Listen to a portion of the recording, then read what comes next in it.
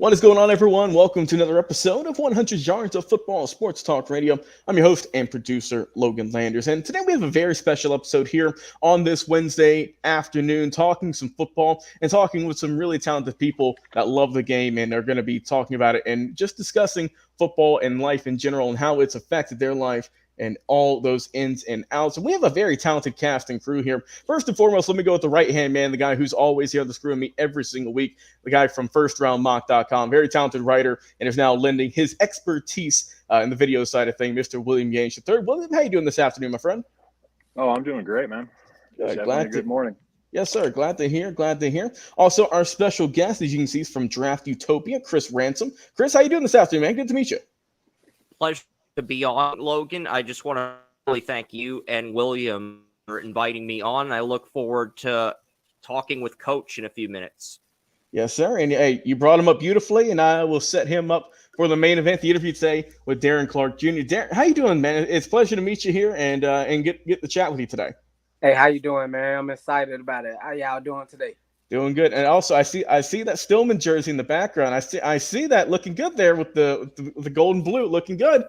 Oh yeah, man! I gotta represent my TCU. I love it. There you go. Well, guys, if you enjoyed this episode, this interview here today, please be sure to like, comment, share, and subscribe on Facebook, YouTube, and also go download our podcast where we're available every single week on Spotify, Apple Podcast, or it is you enjoy it. You can find us there every single week. So, William, I will kick it to you first, my friend. What do you have going on? What questions do you have for Coach Clark? Well, I'm just going to start right off and say some things. Sorry about that. Go ahead. Daron, we talked about your career and decisions coming up, and I was just wondering if you had any news on that, or anything to tell us. Oh yeah, right now I'm just doing the training, like Speedy World training with kids right now, and I got a couple options coming up to be an offensive coordinator or a head coach, but I'll be announcing it real soon. Okay, all right, that's awesome. And what kind of work do you do over there with Speedy World Training, helping out kids? What kind of work do you do on a day-to-day basis? Oh, Speedy World Training, I got the name from when I played in Mexico. So when I played, they called me Speedy, like Speedy. Yeah. So I train kids from Atlanta, Alabama, Texas, Louisiana, Arizona, Iowa. All around. I just take my business and train kids, make sure they mentor right, going to school, being coachable, bringing that energy, being competitive on and off the field, like things like that. That's what I do in Speedy World. All right, cool. And William, I'll kick it back to you.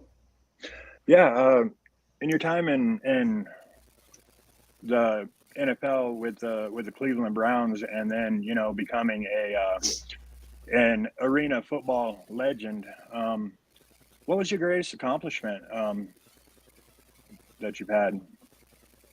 It was great coming from an HBCU, getting an opportunity to do my pro day at University of Alabama and work out for all 32 teams. Cleveland Browns, they liked me because they used to come to our practice as well before the draft and all that. And they liked me, gave me an opportunity to show what I can do. And then I got an opportunity to go to the UFL with the New York Sentinels the first year of the UFL. Then got an opportunity to go to Canada with the Montreal Alouettes under Mark Trestman. So, yeah, it was a great opportunity to do that coming from an HBCU and going to arena football and winning 4 championships. Yeah, Mark Trestman is one hell of a coach, man. I mean, yeah, that is really something. In your time, have you won any championships, and what would that feeling be like? Oh, that feeling is amazing. You gain history with your brothers, something that'll never be erased. Like it's something we could talk about long way from here. Like when we get older to our kids, grandkids, family members, they kids, and they'll already remember their championship from 2019. And it's been 20 years from now. You get what I'm saying? It's something that'll be a bond for the rest of your life. No doubt. Right. No doubt. And, it's cool. And so what are some of the differences? Obviously, you played in a couple of leagues. So are there any big differences? I know you said you played up in Canada. So what are some of the biggest changes you had to go through as a player between, playing up in Canada to playing just, traditional football to indoor football. Was there a big learning curve there that you had to kind of get adjusted to, or was it kind of just like second nature? Oh, that's a great question. The NFL, high school, All-American football is 100 yards. So Right. in Canada, it's 120 yards and the field wider. So, and arena football is 50 yards. So I learned the angles from a regular side field to a 120-yard field to a 50-yard field in the high motion. When I went from Canada to arena, I was able to adapt to it real quick because I already knew how to motion, but I had to learn how to pace myself on certain routes because of the size of the field. With my boy Mason Newton, he played for the Nas Wranglers this last year. They had a tragic death with David Moran at coming off the field. Did you know him, and how did that affect you? Yeah, man, that's a good question as well. 2021 was the first year of the team in NAZ, and that was the year I was there. Me and Coach came in together his rookie as a coach. He was our special team coach at that time. He was a great man. We built a great bond off the field. He had questions. I had questions. He always picked my brain.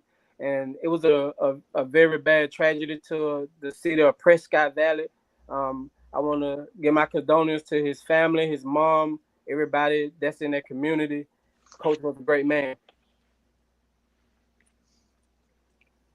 Yeah, Go for ahead, sure. Logan. For sure, man. And, so I know after your time, playing across multiple different teams and different leagues, I know you're, trying to transition now into just doing some coaching work. So how did that come out? How did that opportunity? Was it something that maybe as your playing career was winding down, you said, you know what, maybe I want to stay on the sidelines, but instead of this time with a helmet, give me a clipboard instead? Yeah, I know I got up at age as well. That play a part. I wanted to walk away from the game healthy. But when I was playing, I was a coach on the field. My teammate used to ask me questions, and I always got that vibe that I was going to be a coach. I spoke it in existence. My last year playing with Orlando in 2022, I always told my teammates, man, I'm going to be a coach. I know this game. I'm a student to this game. And 2023, I didn't play at all. I took a year off and just, got my mind together. Then I announced my retirement, and then I became a head coach GM my first year in 2024 with Cedar Rapids. It was ups and downs, opportunity. It was presenting itself well, and I took more heed of it and did whatever I had to do to recruit a good team. We averaged like 45 points a game. We put up 87 points one game, 75 points one game, 70 points a game doing my offense this year. And I had a great team around me. A lot of guys who listen. They were good guys on and off the field. I love this kid, Donovan Johnson, this kid, Robert Majors, my quarterback. They some great guys. So I was able to see what it is like on the other side, like being a coach other than a player. And I love it. I love what the energy that I bring as a coach. I make the locker room energized. I make my coaches competitive. Like we have fun every day. And I just want to, go to a right situation that fit me to bring that same energy because I want a championship. So kind of a two-part question for this one. So as you were getting into coaching, who were some of your influences, some guys that you maybe looked up to that you kind of were looking at, okay, maybe I can add this play here. I want this mentality, this type of practice. And also talk about your time as a general manager, because that's also another challenge that you had to learn. Not just being on the sidelines, not just being on the field, but now kind of being up in the box and helping out behind the scenes, helping the team move and shake every single day. Yeah, I was coached by Mark Trestman, Pat O'Hara, James Fuller. I was in the UFL with Ted Cottrell. I came off from under the umbrella with Coach Higgs. He's the assistant coach for Saskatchewan. I played for him in Orlando, and a lot of great coaches. Like they taught me how to be a great man on and off the field, and I just followed their footsteps. And me being a GM, it was a great opportunity to get out in the community and do things off the field to like getting restaurants to sponsor the team and different businesses and hotels and stuff like that for housing. I learned that. Looks like we might have lost him for a moment. Oh, here we go. Yeah, Coach Clark, you I'm still back. there? All right, there we I go. lost that part of it, and it was amazing. Yeah, no doubt, no doubt. William, back to you. What do you feel are, talking about traits and such? What are your greatest strengths in football and in coaching? Oh, to be a young man, be a great mentor to them on and off the field, teach them how to manage their money, things like that. It's a lot of guys have guy guy from when they kids. Like I've been playing football since I was 6, so I've been around the game. My cousin played in the NFL, Greg Favors, and I always looked up to him growing up, and it was like one of the things I wanted to do. And I lived in a community, Vine City. That's where I'm from in Atlanta, right across the street from the Mercedes-Benz plant. So not plant, but the Mercedes-Benz stadium. But when it was the Georgia Dome, I always went outside and looked at that stadium and was like, I want to be in there one day when I grow up. I want to play in there one day when I grow up. But we have our high school playoffs in there, so that motivates the city more. You know how Atlanta is when it comes to football. I'm about to say, everyone says Texas might have it when it comes to, look, they might have the money, right? They might have the money. They might have the giant stadiums and all that. But look, man, if you've ever been to Georgia, Atlanta, anywhere, North Georgia's got some really good stadiums also. Yeah. We're right there. We're right there. And, it's glad to see, especially over, I would say, the last couple of years in the city and in the state, how it's really grown. It's always been very deep for high school football, but I feel like it's been more appreciated here in the last maybe 10 or so years with, Georgia really being back on top and just the pipeline between all the great colleges we have here, the, regular colleges, HBCUs, and so on and so forth. My alma mater, West Georgia, just went D1, so exciting to see that. And it's just fun to see really just the state and like you said with Atlanta and just Georgia in general really kind of becoming more of a mecca for football because we got baseball, we got other sports as well, boxing and everything, but football it's always been there, but it's on the grind, is rising, and it's great to see personally, man. And so so Will, do you have any final thoughts here, my friend, before we hop out here with Coach Clark? Oh, well, I just want to ask, between the NFL and college football, I mean, who do you root for? Who are your teams, man? Oh, NFL is the Patriots, and my college team is the Clemson Tigers. Clemson. Okay. All right. I got you. I'm surprised. Nothing. I know you're from Atlanta, but no teams there. Okay. Yeah. Okay. I mean, I'm a football player. I understand. It's great football in Georgia. I love UGA. It's great football in Georgia. The Atlanta Falcons fans crazy, but I'm a receiver.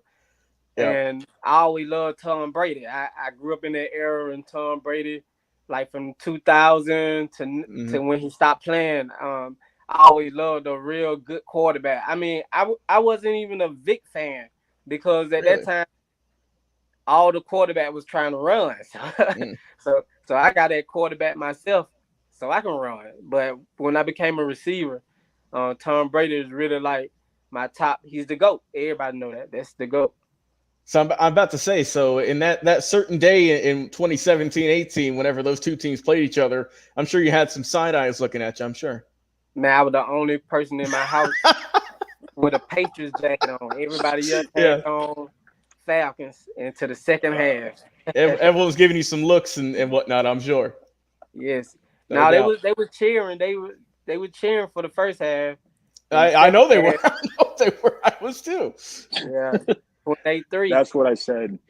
I was sitting there watching that game, and I told my buddies, I was like, if anybody can come back, it's going to be Tom Brady.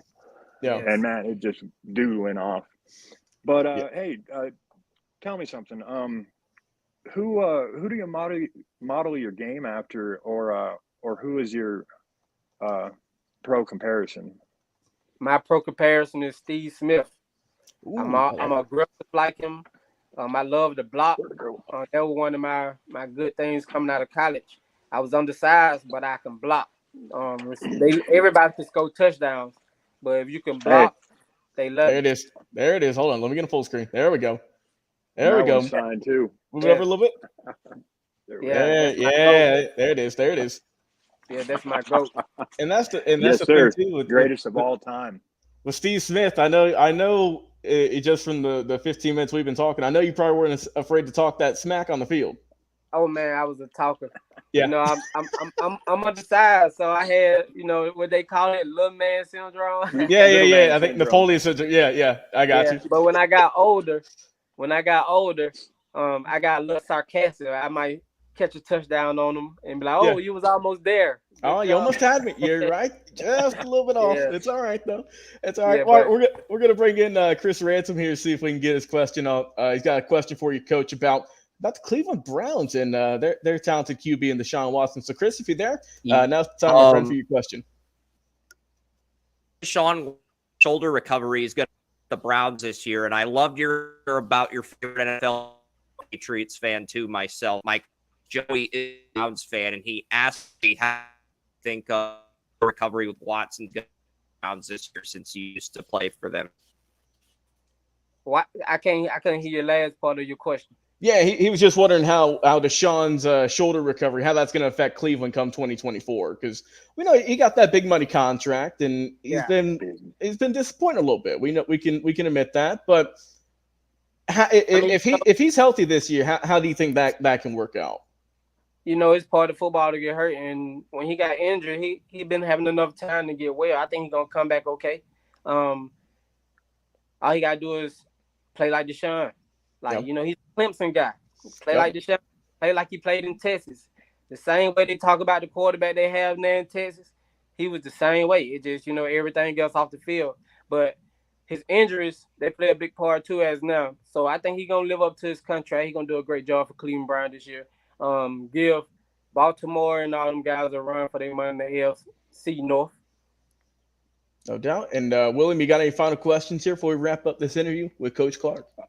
I would just like to thank Coach Clark for coming on the show and being here and talking with us and everything else, man. There you go. And Coach Clark, if people want to follow you, if they want to check out, Speedy World Training or anything along those lines, now's the time to do so, my friend. Where can they go?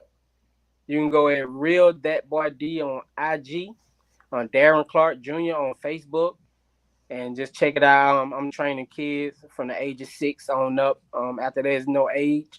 I also train older people too who want to get trained. And I do want to thank you guys for bringing me on. I love Atlanta. I miss home, you know. Just out here doing what I got to do, become a coach, trying to make it to the next level. And like, again, I thank all the coaches who gave me an opportunity to play. And I want to do the same for a lot of athletes around here in the world. And I also look up to the guy Sean McVay, because me and McVay played each other in high school all 4 years. And to see him be the head coach for the Rams, that's a inspiration to me. And I really want to make it there too, and to be an offensive coordinator, whatever, in the NFL real soon, because I'm still young. So I want to thank you guys. I enjoyed it. Football is life. It's fun. And you guys keep doing the great thing y'all doing in Atlanta, and keep representing yourself. Yes, sir. We would gladly do so. Daron Clark Jr., absolute pleasure talking with you today, sir. And best of luck to everywhere you go in your bright future. And we appreciate you coming on the show. It's been an absolute pleasure. All right, thank you. Yes, sir. Yes, sir. And of course, for William. Guys. Yes, sir, guys. Hey, and like I said, if you enjoyed the episode, like, follow, share, and subscribe. And we'll see you again on another